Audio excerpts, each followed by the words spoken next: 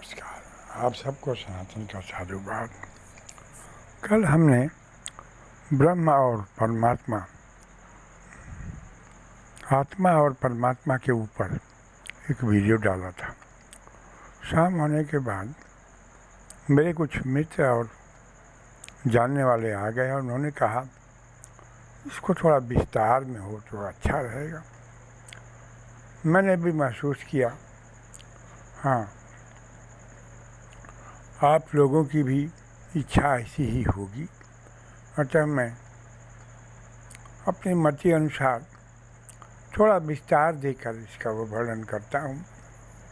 कृपया इसको अगर अच्छा लगे तो हमारा हौसला बढ़ाइएगा और अगर ना अच्छा लगे तो हमें माफ़ करिएगा। जय हो।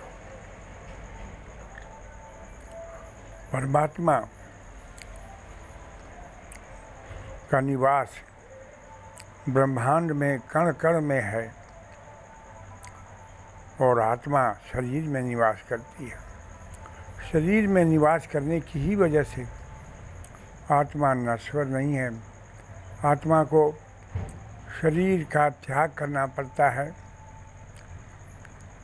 और परमात्मा अमर है।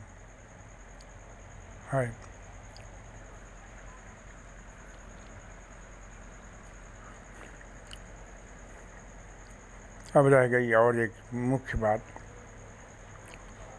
संस्कार। देखिए, हम जैसा भी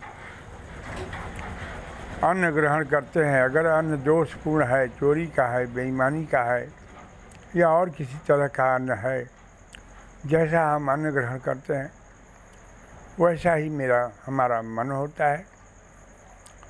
जैसा हमारा मन होता है वैसे ही हमारे विचार होते हैं।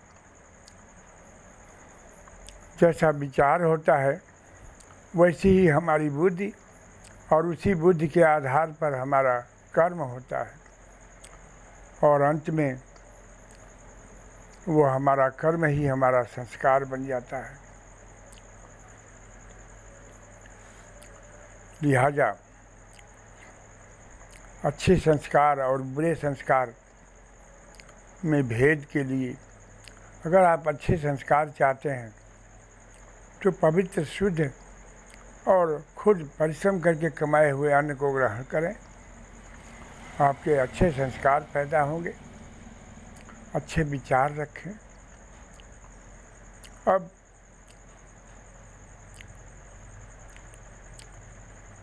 विकारों की बात है। सनातन बहुत विशाल है। जन्म जन्मांतर के कर्मों के फलाफल रूप में हमारे ऊपर विकारों का आवरण होता चला जाता है।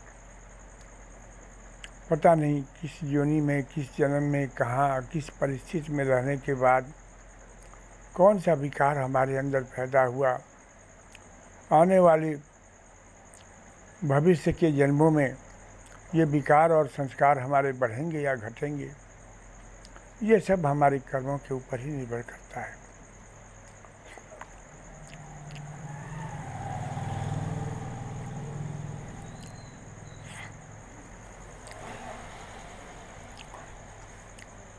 एक घटना का वर्णन करना चाहता हूँ।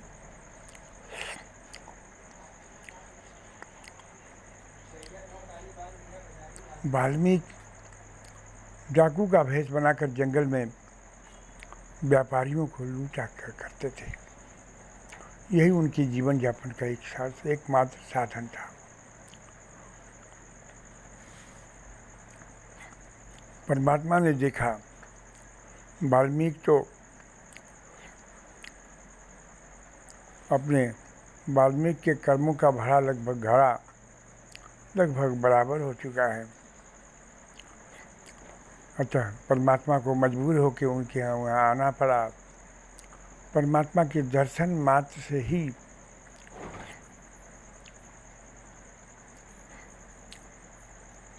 वाल्मीकि के संस्कारों और विकारों का आवरण समाप्त हो गया।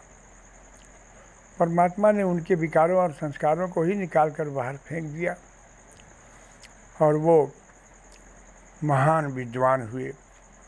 कालांतर में उन्होंने सनातन के लिए बहुत बड़ा योगदान अपनी कृतियों के माध्यम से दे रखे हैं। हमें यह जानने और पढ़ने की ज़रूरत है। एक और उदाहरण देता हूँ। अक्सर सनातन को लोग मूर्ति पूजक के रूप में कुछ उपहास करते हैं, बदनाम करते हैं। आपको इसमें शर्मिंदा होने की कोई ज़रूरत नहीं है। मैं एक उदाहरण दे रहा हूँ, एक छोटी सी कहानी एकलव्य की।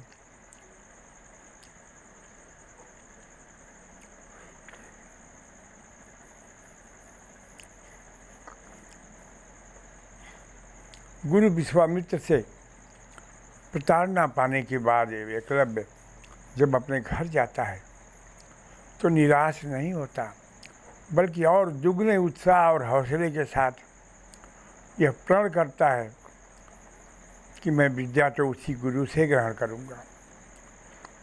और फिर एकलव्य गुरु विश्वामित्र की मिट्टी की मूर्त बनाकर अपने इच्छा शक्ति के बल पर गुरु की उस मूर्ति में प्राणाहुति विद्या के द्वारा प्राण प्रतिष्ठा करता है और निरंतर उस गुरु की मूर्ति के आगे साधना करना शुरू कर देता है। जो उसकी लगन, परिश्रम और साधना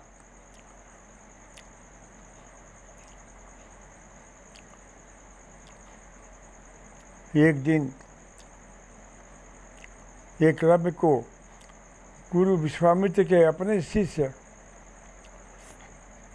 अर्जुन से भी आगे निकाल देती है और गुरु विश्वामित्र को शर्मिंदा होना पड़ता है और वो गुरु के गुरुत्व को कलंकित करते हैं। अपने उस शिष्य एकलव्य से उसका अंगूठा मांग लेते हैं। यह कहानी यही दर्शाती है, अगर आपकी लगन, मेहनत, परिश्रम, एकाग्रता और अंतरात्मा की संवेदनशीलता अगर प्रबल है तो पत्थर में भी भगवान पैदा होते देखे गए हैं, खम्भ में भी भगवान पैदा होते देखे गए हैं, अवतरित हुए हैं और जन का कल्याण किए हैं। नमस्कार।